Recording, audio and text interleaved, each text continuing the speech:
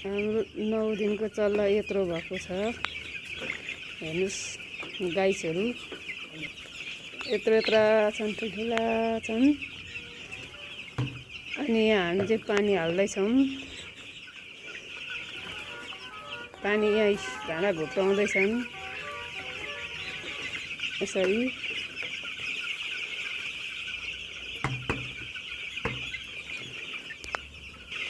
सरल दाना पानी हालेर यसरी उठाउँदै हो हामी। गाईहरू उठाउँदै हुनुहुन्छ।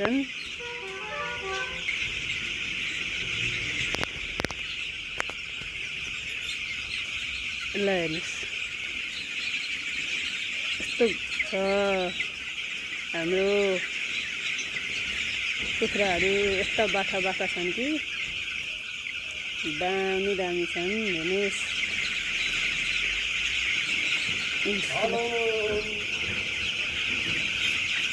मेरो श्रीमानजी चाहिँ उहाँ कुखुरा धगाउँदै हुनुहुन्छ। उहाँदेखिबाट आउँदै हुनुहुन्छ धगाउँदै, दाना पानी हालेर चार लाएर।